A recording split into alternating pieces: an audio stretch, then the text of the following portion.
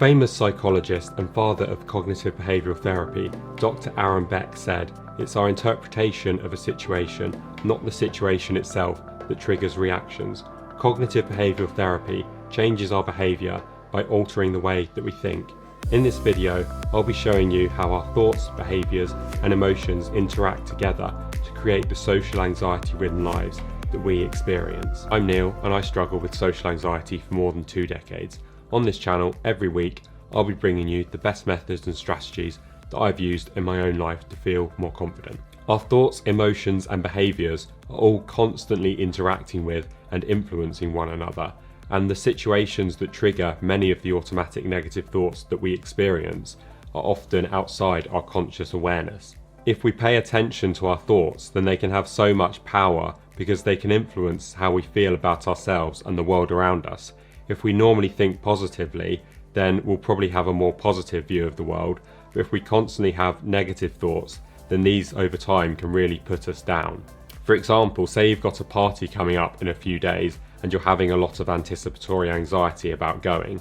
It's not the party itself that's causing you to feel anxious, it's the thoughts you're having about everything that could go wrong at the party that's causing the anxiety. You might be thinking that you don't have anything interesting to talk about, so when you're there, people are going to think you're boring and weird, and this can then lead to a cycle of having more worry, and you may even avoid going as a result of this. And then the emotions could be more anxiety and then just feeling depressed over time. Our core beliefs strongly influence how we see any given situation, and these beliefs are at the centre of who we are, and they describe the basic nature of the world to us. Some examples of common core beliefs might be, I am unlovable, the world is a dangerous place, I must be perfect. On the other hand, somebody with more positive core beliefs might think, most people are nice, and that everybody makes mistakes, it's how we learn. Core beliefs can differ from person to person, and they are shaped by our unique personal experiences throughout our lives. However, the beliefs that we hold are not necessarily always accurate. The core belief of I am unlovable could stem from somebody that was mistreated by their parents when they were a child, although 2 people could have exactly the same experience, but their perspectives of that will be strongly influenced by the core beliefs that they hold. They may both have different interpretations of what happened. Your core beliefs are like a filter that each thought must pass through, and if somebody has the core belief that they are unlovable, then their thoughts will have to make sense in the context of that belief. You could have 2 different people that each text a friend that doesn't reply within 24 hours, but the first person, person A, might think that they're unlovable, so they might think that their friend didn't text back just because they didn't like them, whereas if person B believes that they are valuable, then they might think that their friend didn't respond just because they're busy right now or they're just not in the mood, and that they'll probably just respond tomorrow instead. The core beliefs that we hold about ourselves can then lead to negative thinking patterns called cognitive distortions, and these will then reinforce the negative thoughts and emotions that we have. For those of us with social anxiety, some of the most common cognitive distortions can include the mental filter. So this is when we focus on one negative piece of information and we just discount automatically all the positive information that we might receive instead. Once you believe something about yourself so strongly, then your brain will automatically search for evidence that backs up and reinforces this belief, and it will just automatically disregard anything that goes against that belief, even if there's overwhelming evidence that says otherwise. Your brain's become so good at blocking out the positive information and it will just go straight for the negative. This can then of course lead you to having a very pessimistic view of socializing.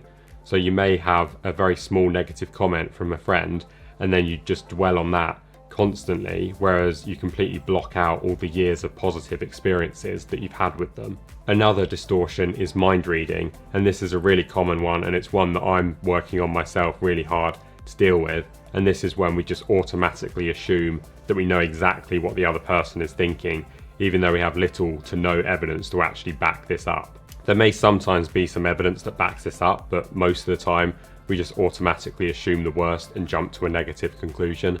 So for instance, a very common way of doing this could be constantly monitoring other people's facial expressions, and we think if we see the slightest hint of negativity that we assume it's aimed towards us, or we might just walk past a stranger in the street, someone that we've never even met before, and because they have a negative expression on their face, we might assume that they're judging us and that they hate us for no apparent reason, and we just take that personally. Should statements are another one, so we might be thinking, I should do this, I must do that, I ought to do that, and these can just manifest themselves as quite extreme statements as well, like I could never do this, I can't do that, and again that just leads to a downward negative spiral. In the context of social anxiety, you might think, I should be able to talk to other people without feeling anxious. I can't give a presentation, it causes me way too much anxiety.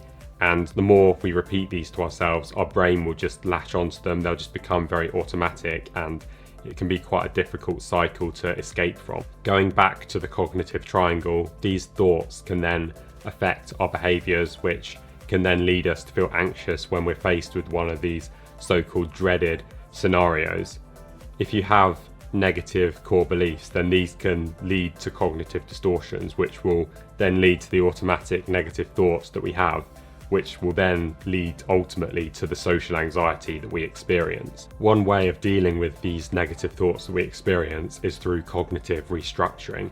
So this is when we identify these thoughts and then we begin to challenge the irrationality of them.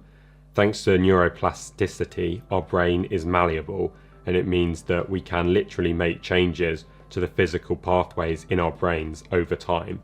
If you learn to have all this worry and these anxiety-ridden thoughts, then on the contrary, you can learn to have much more calming and rational thoughts. And so every time you replace one of these automatic negative thoughts with a much more rational thought that actually fits what's true, then over time you will gradually begin to change these physical pathways in your brain. Nobody was born with social anxiety, despite what it might actually feel like, which means that your thoughts are not actually permanently set in stone, so you can take steps to change this. Ultimately, you are in control of what you think, feel, and believe, so if you begin to think more rationally, you will then begin to act more rationally, and if you act more rational, then your feelings will begin to become more rational as a result. The first step towards cognitive restructuring is building an awareness of the automatic negative thoughts that we experience. Sometimes these might happen so quickly that we fail to even notice them, but they can still affect our mood. It's more like a reflex than an intentional behaviour, and they occur outside of our awareness. When a thought occurs automatically, we aren't able to rationally assess it for accuracy, so we'll just end up accepting the thought without questioning it and just move on. This can sometimes be the reason that we ultimately experience negative emotions without actually understanding why, because these thoughts are still affecting our behaviour and we're just not questioning their accuracy. In order to begin identifying these thoughts, we need to practice being mindful. So this means that every time we experience one of these thoughts, we take a step back and we notice it. We begin to take a step back from our thoughts and observing them without actually getting caught up in them. And this will begin to gradually break the habit of automatically acting on our thoughts without actually questioning them. This, of course, is easier said than done, and it can take quite a while to really get into the habit of beginning to notice your thoughts, because it's not always just a simple case of a thought being said in clear English in your head, and because a lot of them are so quick, so automatic, you may experience the negative emotions so quickly before you really realise what's actually going on. It took me a long time to really actually get good at beginning to become mindful of and actually noticing these thoughts. A good place to start is just to look out for any times that you experience some sort of negative emotion, because that's a big giveaway that there's some kind of negative thought or experience going on that's causing this. It can be really good if you can begin to identify some of the triggers that are leading to these negative thoughts, and with time you'll probably begin to notice a pattern. So for instance, it might be when you're about to go out with friends, you may notice some physical symptoms of anxiety, like your heart begins to race, and that can be a real giveaway that you're probably experiencing some negative thoughts that you can then observe in that moment. The next step, once you've actually got the hang of noticing the thoughts that you're having, would be to then keep some sort of a physical journal or thought log to actually keep track of these. And then you can even do things like log the behaviours and the negative emotions that you were experiencing at the time. I'd say the second step of actually writing down your thoughts is something you don't necessarily have to do if you really don't want to. It's something that I didn't do for quite a while. I used to just notice them in my head and then go from there.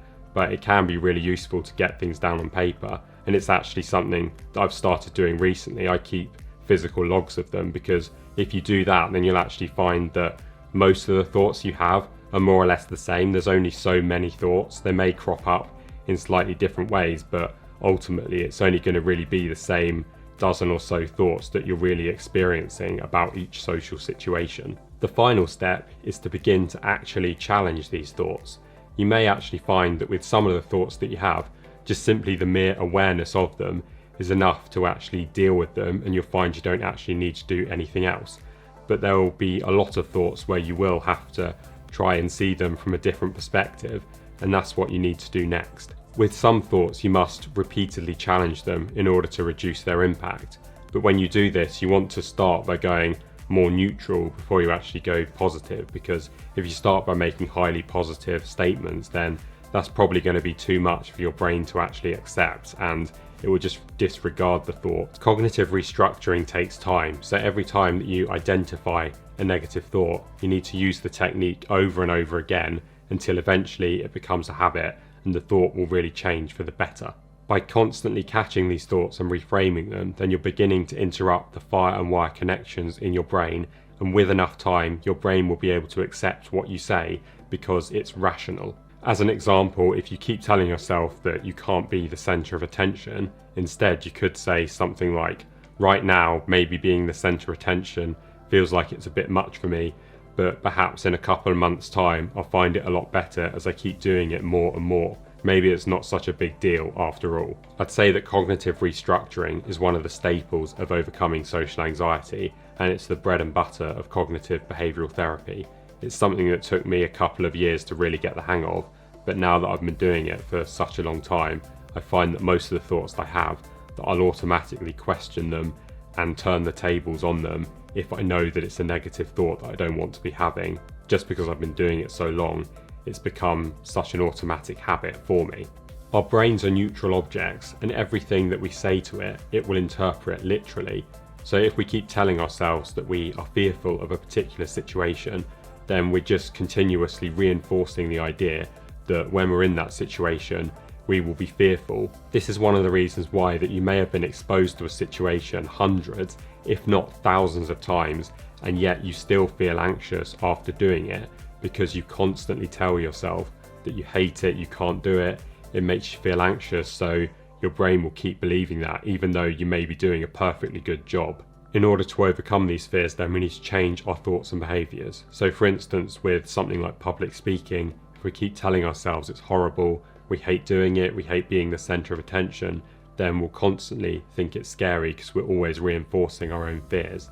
We may keep getting better at delivering speeches, but if we're telling ourselves we don't like them, then this will just become a self-fulfilling prophecy, and until we actually take a step back and observe what's going on, then we will never really break that cycle, and it will continue to be something that we fear, perhaps for the rest of our lives. If you enjoyed this video and you want to watch more, then check out my next one, where I'll be introducing you to some excellent slowing down strategies that you can use to really get a handle on social anxiety. Thank you so much for watching. If you found this content valuable, then please hit the like and subscribe button, and I'll see you in the next one. Cheers.